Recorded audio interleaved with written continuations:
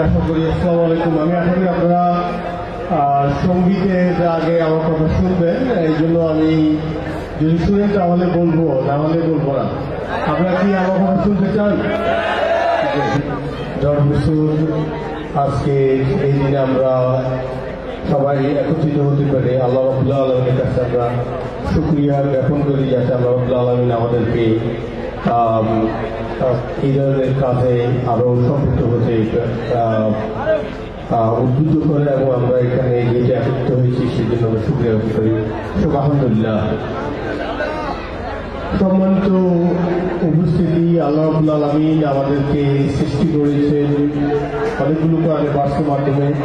কোথাও আমাদেরকে আমি যে কোরআন আয়াতটা আপনার সঙ্গে তালাশ করেছি, যার অর্থ হল যে তিনি জন্ম এবং মৃত্যু দিয়েছেন। কেন দিয়েছেন? এবং তোমাদের মধ্যে ভালো কর্মের পরীক্ষা করার জন্য। জাস্ট এই আয়াতের অর্থ এই দাঁড়ায় যে আল্লাহ রাব্বুল আলামিন আমাদেরকে সৃষ্টি করেছেন ভালো কাজ করার জন্য। এই জেনারেশন যদি ভালো হয়, তারা তাদের বাবা মার জন্য দোয়া করবে, তারা নিজেরা ভালো হবে। আর তারা যদি ভালো হয়, তারা দুনিয়াতে মানুষের জন্য কাজ করবে, তারা দুনিয়াতে এমন কাজ করবে যার মাধ্যমে তারা মারা গেলেও তাদের সেই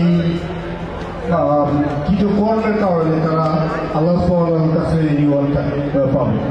এরপর তারা দুনিয়ার যদি কোনো সম্পদের মাধ্যমে তারা মসজিদ, মাদ্রাসা, ফাউন্ডেশন, চ্যারিটি এই ধরনের কাজগুলোতে তারা এনগেজ থাকে, তারা ভালো। তো আমরা ভালো হওয়ার জন্য দেখেন, আল্লাহ রাব্বুল আলামিন আমাদেরকে সৃষ্টি করার পরে আমাদেরকে আখলাকুল মাখলুকাত করেছে। একই সাথে আরো বলা আছে কোরআনে, লাকাদ খালাকনাল ইনসানা ফি আহসানি তাকওয়িম, তার মানে উত্তম রূপে সৃষ্টি করা হয়েছে। আমরা ভলান্টিয়াররা তোমরা আসো, খুব একটু কেয়ারফুল এবং কথা বলতে। Literate mother I will give you literate nation. একজন শিক্ষিত মা মানে হলো একজন শিক্ষিত জাতি। তুমি আমাকে একজন শিক্ষিত মা দাও, আমি তোমাকে শিক্ষিত জাতি দেবো। এটা চিন্তার কথা। তোমরা কি এই জিনিসগুলো চিন্তা করো?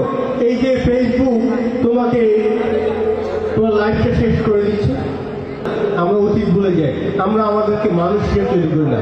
সমাজে সবাই যদি চেঞ্জ হয়ে যায়, আমরা সবাই যদি ভালো হয়ে যায়, কিভাবে খারাপ মানুষ আমাদেরকে শাসন করবে? কিভাবে? আমি পরিশেষে তোমাদেরকে বলি, the day coming, we are hoping, the day coming, শিক্ষিত সময় আসতেছে শিক্ষার মূল্যায়নের জন্য।